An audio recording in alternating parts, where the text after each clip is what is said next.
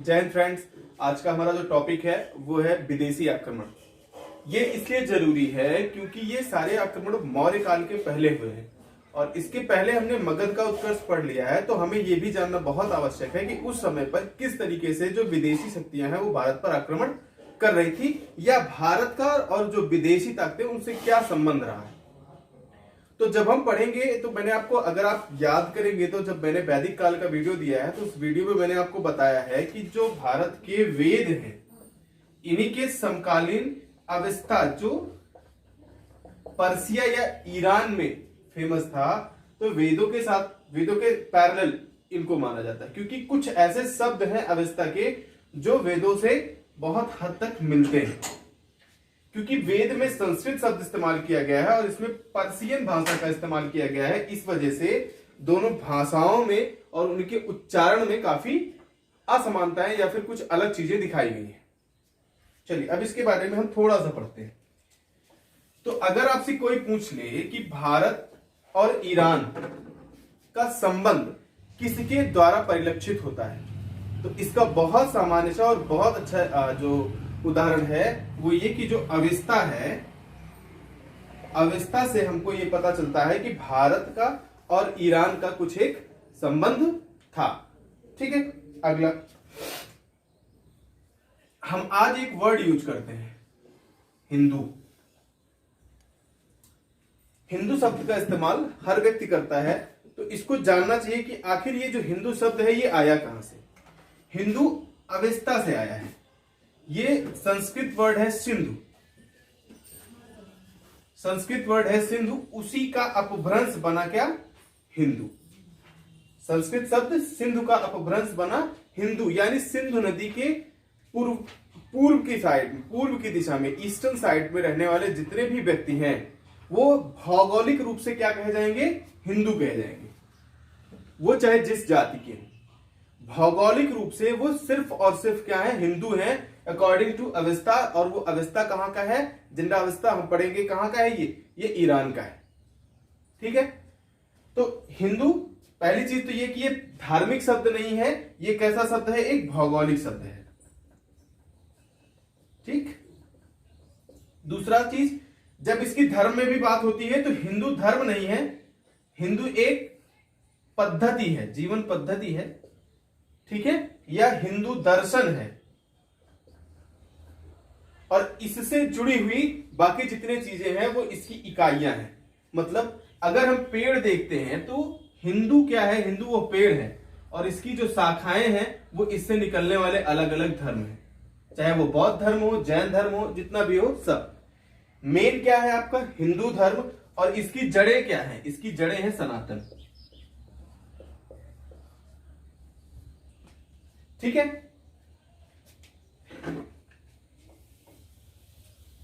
आगे चलते हैं। तो ये शब्द हो गया हिंदू। अब और भी अगर एग्जाम्पल हम ऐसे देखना चाहेंगे तो एक जो वेद हैं, वेद में एक शब्द आता है सप्त सैंधव। ये किसके लिए यूज किया जाता है, पंजाब के लिए इस्तेमाल किया जाता है। जो सप्त सैंधव शब्द है ये पंजाब के लिए इस्तेमाल किया जाता है।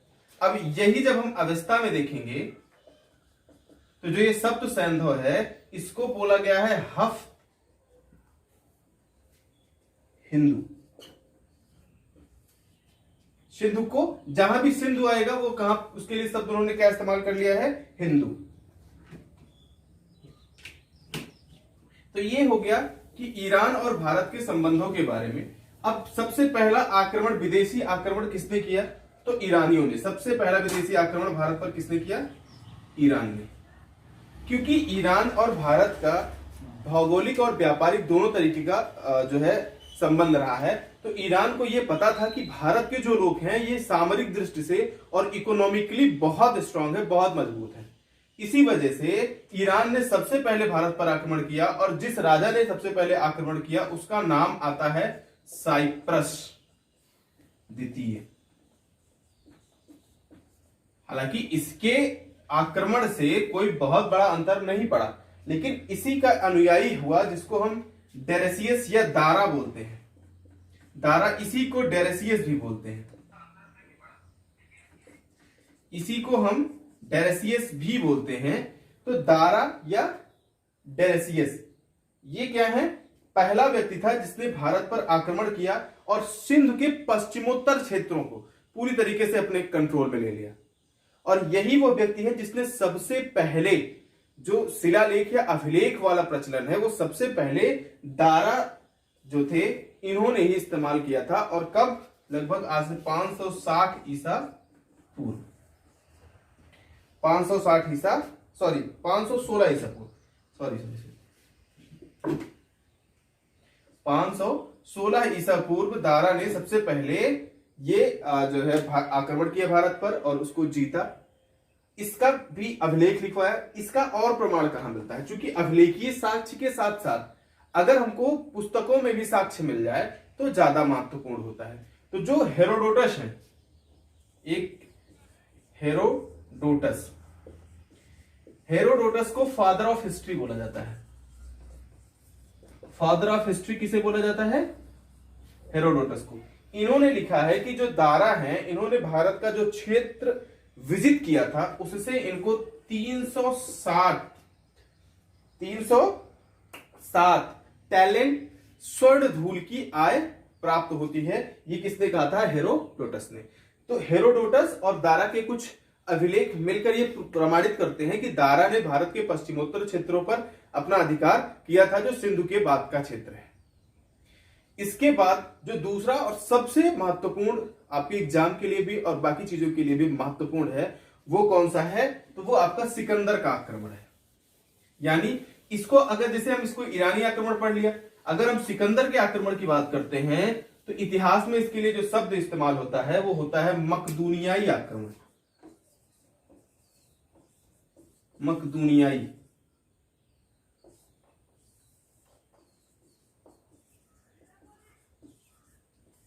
इतिहास में इसके लिए शब्द इस्तेमाल किया जाता है मकदूनियाई आक्रमण। अब देखिए मकदूनियाई आक्रमण शब्द इस्तेमाल क्यों किया जाता है, क्योंकि नाम क्या था उस व्यक्ति का जिसने आक्रमण किया था, सिकंदर। किसने आक्रमण किया था, सिकंदर ने आक्रमण किया था। सिकंदर कहां का रहने वाला था, मकदूनिया का रहने वाला था। मकदूनिया कहां है, यूनान में। सिकंदर ने आक्रमण किया, कहां का रहने वाला है, मकदूनिया का और यूनान का। सिकंदर ने आक्रमण क्यों किया, इसको एक सनक सवार थी। सनक ये सवार थी कि हमको पूरी दुनिया विजिट करनी है और विशेषता अरेबियन सी का जो क्षेत्र है यानी भारत का जो क्षेत्र है वो इसको जीतना है। पूरी दुनिया से जीतता हुआ चला है, ऐसा नहीं है। इसने अपनी जो इसकी लालसा थी उसको जिया, पूरी दुनिया को इसने विजिट किया। भारत में भी जो ब्यास नदी के बाद का क्षेत्र है यानी पाकिस्तान, अफगानिस्तान, इन सब क्षेत्रों को इसने जीता, युद्ध किया, जीता। लेकिन ब्यास नदी के बाद जो इसकी सेना है उसने आने से मना कर दिया। इसमें कई सारे तथ्य हैं क्यों मना कर दिया, तो थोड़ा सा इसको पहले, इसके पहले के जो फैक्ट्स हैं उसको देख लेते हैं, उसके बाद स्टोरी बाद में देख लेते हैं कि स्टोरी क्या थी। कब आक्रमण किया, 326 ईसा पूर्व में। इस व्यक्ति ने भारत पर 326 ईसा पूर्व में आक्रमण किया और सबसे पहले जो सिंधु क्षेत्र का राजा था, सिंधु क्षेत्र का राजा था जिसका नाम था आम्भी, इसने आत्मसमर्पण कर दिया।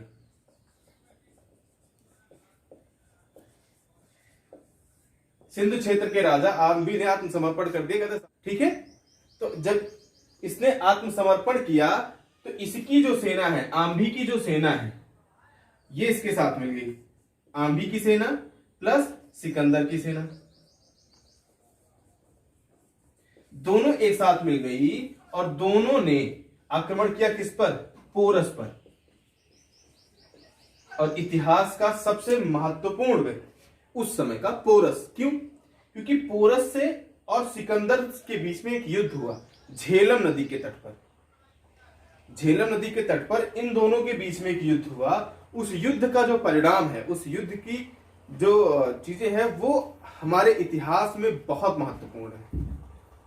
इसके परिणाम भारत के इतिहास को बदल के रख देने वाले परिणाम है। कैसे, आइए देखते हैं।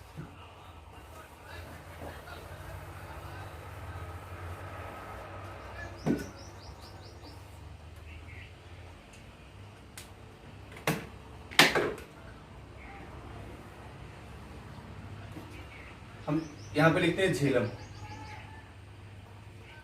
झेलम का युद्ध। सबसे पहले किसको लिखेंगे हम? झेलम का युद्ध। एक तरफ कौन था? सिकंदर। दूसरी तरफ कौन था? पोरस। हारा कौन? पोरस। हालांकि कई इतिहासकार ऐसा मानते हैं कि पोरस हारा नहीं, और इस युद्ध का जो परिणाम रहा वो अविदित रहा, क्योंकि पोरस, सिकंदर एक ऐसा व्यक्ति जिसने पूरी दुनिया को जीत लिया।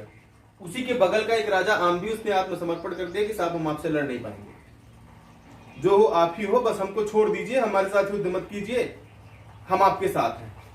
यानी इस समय जब इसने पोरस पर आक्रमण किया तो इसकी सेना में आम्भी की सेना भी मौजूद थी। पूरी दुनिया को जीत लेने वाला आदमी, एक छोटे से राज्य का राजा पोरस ने कहा हम आपसे नहीं हारेंगे, हम आपके सामने आत्मसमर्पण नहीं करेंगे, हम युद्ध लड़ेंगे और युद्ध का जो भी परिणाम हो उसके बाद ही हम आपको जाने देंगे। तो इसकी वीरता और बहादुरी से प्रभावित होकर सिकंदर ने क्या किया, इसको, इसका क्षेत्र जो विजित क्षेत्र था वो इसको वापस कर दिया। यानी झेलम का युद्ध हुआ किसके किसके बीच में? सिकंदर और पोरस के बीच में। पोरस की बहादुरी से प्रभावित होकर सिकंदर ने क्या किया, उसका विजित क्षेत्र उसको वापस कर दिया और इसके साथ मित्रता कर ली। महत्वपूर्ण यह भी है कि आप मित्रता करते किसके साथ हैं, क्योंकि आपके जीवन का जो सबसे महत्वपूर्ण चीज है वो आपके मित्र हैं। और मित्र कंडीशन देखकर या फिर शर्तें रखकर नहीं आते हैं। मित्र ऐसे होते हैं जो बन जाते हैं, और कई मित्र ऐसे होते हैं जो आपके जीवन को बदल देते हैं। आम्भी ने भी सिकंदर के साथ मित्रता की, लेकिन आत्मसमर्पण करके। किसकी शर्तों पर? सिकंदर की शर्तों पर। तो वो मित्रता नहीं मानी जाएगी। पोरस ने भी सिकंदर के साथ मित्रता की, लेकिन युद्ध लड़कर अपनी शर्तों पर। महत्वपूर्ण चीज ये है, ठीक।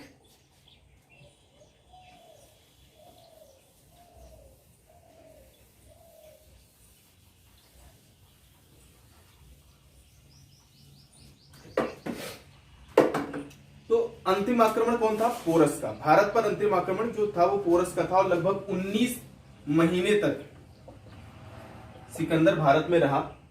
इस दौरान वो ब्यास नदी के तट पर रहा और सोच रहा था कि ब्यास नदी को पार करना है, लेकिन उसकी जो सेना है वो काफी दिनों से युद्ध कर करके एकदम थक गई थी, और थक जाने की वजह से उनको अपने परिवार की याद आ रही थी, और वो लोग कह रहे थे कि अब हमें वापस जाना है, हम इसको पार नहीं करेंगे। जो ऐतिहासिक तथ्य है वो ये है, किंवदंतियां ऐसी भी हैं कि उस दौरान जो है सिकंदर की सेना में चंद्रगुप्त और जो है चाणक्य भी शामिल थे, जिन्होंने कुछ भ्रांतियां फैलाई कि ब्यास नदी के बाद का जो क्षेत्र है वो देवभूमि है, देवताओं ने यहाँ पर अवतार लिया है और अगर आप वहां पर जाएंगे तो आपकी मृत्यु हो जाएगी। हालांकि कोई लिखित प्रमाण इस बात को लेकर नहीं है। तो जो बात है वो ये है कि अगर पूछते हैं क्यों ये लोग वापस गए, तो पहली चीज तो ब्यास नदी में पानी बहुत तेजी से नीचे आ रहा था। दूसरा कारण ये था कि उनकी जो सेना थी वो पूरी तरह से थक चुकी थी, और बाद में सिकंदर ने हार मान लिया, और सिकंदर ने कहा कि जो व्यक्ति दुनिया के किसी भी राजा के सामने नहीं हार माना, वो व्यक्ति अपनी ही सेना से हार गया। ये स्टेटमेंट देकर सिकंदर भारत से वापस चला गया 19 महीने के बाद। अब जब ये वापस जा रहा था तो उस दौरान कई सारे ऐसे राज्य रहे, ऐसे छोटे छोटे गणराज्य रहे जिन्होंने इन पर आक्रमण किया, और जिसमें सबसे महत्वपूर्ण जो आता है वो मालवा का आता है। मालवा के लोगों ने रेजिस्टेंस किया इनके सामने, अवरोध बने मालवा के जो लोग थे, और ये जो रेजिस्टेंस है इसने मालवा के इतिहास को भी बदल दिया। कैसे, ये भी देखिए आप। अब जब मालवा के लोगों ने सिकंदर को रोका तो सिकंदर की सेना के साथ इनका युद्ध हुआ, और इसमें सिकंदर हो गया जख्मी, यानी सिकंदर को लग गई क्या? चोट। और जब सिकंदर को चोट लग गई तो सिकंदर ने इनको जीतने के बाद यहां जो बच्चे थे, बच्चों महिलाओं समेत सबको मार डाला। बच्चों और महिलाओं के समेत हर व्यक्ति को सिकंदर ने मौत के घाट उतार दिया, चाहे जो बच्चा हो या बूढ़ा हो, उससे मतलब नहीं है, ठीक। तो ये हो गया सिकंदर। अब विदेशी आक्रमण जो भारत में हुए, इनका प्रभाव क्या क्या रहा, यह भी बहुत महत्वपूर्ण है जानना, क्योंकि कुछ भी होता है तो उसके पॉजिटिव और निगेटिव दोनों पॉइंट्स को देखने चाहिए। तो आक्रमण हुए, भारत पे विदेशियों ने आक्रमण किया, तो उस आक्रमण का प्रभाव क्या रहा, यह भी जानना बहुत जरूरी है। जैसे सबसे पहले आक्रमण किसने किया? ईरानियों ने। तो ईरानियों ने अपने हस्तशिल्प वगैरह भारत को दिए, ठीक है ना। और ईरानियों की ही देन है जो खरोष्टी और अरामेइक लिपि है, ये ईरानियों की देन है भारत में। और जो पश्चिमोत्तर प्रांत है वहां पर जितने भी अशोक के अभिलेख है वो सब खरोष्टी और अरामेइक में ही लिखे गए हैं, ठीक। ये ईरानियों का हो गया। अब ऐसे ही सिकंदर ने क्या किया, क्योंकि सिकंदर वापस जाएगा, लेकिन उसके पहले सिकंदर के आक्रमण ने भारत के इतिहास में एक बहुत बड़ा चेंज किया, एक रेवोल्यूशनरी चेंज किया। वो चेंज क्या हुआ कि जो इंडियन हिस्ट्री है उसको टॉपिक वाइज, डेट वाइज लिखना सिकंदर के आक्रमण के बाद ही शुरू किया गया है। उसके पहले का जो भारत का इतिहास रहा है वो तारीखों पर आधारित नहीं रहा है, ठीक। इसी वजह से एग्जैक्ट डेट नहीं मिलती है, लगभग शब्द का इस्तेमाल किया जाता है। लेकिन सिकंदर के आक्रमण के बाद भारत का जो इतिहास है वो क्रमागत लिखा जाने लगा, और क्रमागत लिखा जाने लगा तो इसका अंतर क्या रहा, पहले देखो कुछ चीजें। जो विंस्टन चर्चिल ने लिखा कि भारत इतने बड़े आक्रमण के बाद भी भारत अपरिवर्तित रहा, ठीक है। दूसरा क्या किया इसने, जो सिकंदर है, सिकंदर ने एक नगर बसाया, बुफेकाल नगर बसाया, जो इसके जो घोड़ा था उसके नाम पर था। तीसरा जो चेंज हुआ इनके बाद, इसके बाद क्रमागत इतिहास लिखना शुरू किया गया।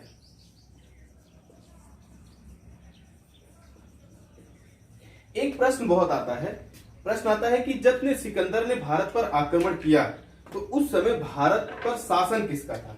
तो मगध पर उस समय घनानंद का शासक था। तो उसका उत्तर क्या होगा? घनानंद का शासक था। और घनानंद की जो सेना थी वो भी बहुत बड़ी थी। कुछ एक ये भी वजह बताई जाती है कि जो घनानंद की सेना है उस बहुत बड़ी सेना थी, इस वजह से भी जो सिकंदर की सेना है उसने भारत आने से इनकार कर दिया था, ठीक।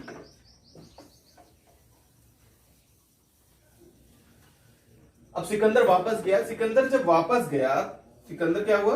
वापस गया। तो वापसी में सिकंदर ने अपनी सेना को दो भागों में बांट दिया, एक थल सेना और एक जल सेना। तो जल सेना का जो आधिपत्य था वो किसको दिया? निर्याकस को। और थल सेना के साथ खुद गया, और थल सेना के साथ ये जा ही रहा था तभी ये कहां पर? बेबीलोन में पेचिस की वजह से, डिसेंट्री के कारण जो आपके सिकंदर जी हैं इनकी मृत्यु हो जाती है। बहुत सामान्य सी बीमारी है आज के डेट में पेचिस, लेकिन उस समय इतनी बड़ी बीमारी थी कि पूरी दुनिया को जीतने वाला आदमी पेचिस से मर गया। अब मरने से पहले वापसी के दौरान इसने पूरे विजित नगर को 4 भागों में बांट दिया। और 4 भागों में बांटा तो किस तरीके से बांटा? सबसे पहला भाग इसने दिया उत्तर और पश्चिम का। उत्तर और पश्चिम का जो भाग है इसने इसका एक साथी था फिलिप, उसको दिया। जो सिंधु और ब्यास नदी के सिंधु और झेलम के बीच के जो क्षेत्र है वो किसको दे दिया? आम्भी को। झेलम से ब्यास के बीच का जो क्षेत्र था वो किसको दे दिया? पोरस को दे दिया। और बाकी जो बचा तो उसने एक वहां पर एक क्षत्रप नियुक्त किया। और क्षत्रप किसे नियुक्त कर दिया? पिपेन नाम आता है उसके लिए, ठीक है। तो ये हो गया आपका पूरा का पूरा जो विदेशी आक्रमण है वो। अब आपको क्या करना है, इसके पढ़ने के बाद आपका काम क्या है कि आपकी तैयारी कैसी है कैसी नहीं। तो आप पुराने पेपर उठाइए, उसमें से देखिए कि इतने में से क्या प्रश्न आ रहे हैं क्या नहीं आ रहे हैं, ठीक। और मेरी जहां तक आपको गारंटी है कि 95% क्वेश्चंस जितने अभी तक आपने वीडियोस मैंने आपको दिए हैं वहां से आएंगे। बहुत बहुत धन्यवाद। अगर वीडियो अच्छा लगा हो तो लाइक करिएगा। जय हिंद।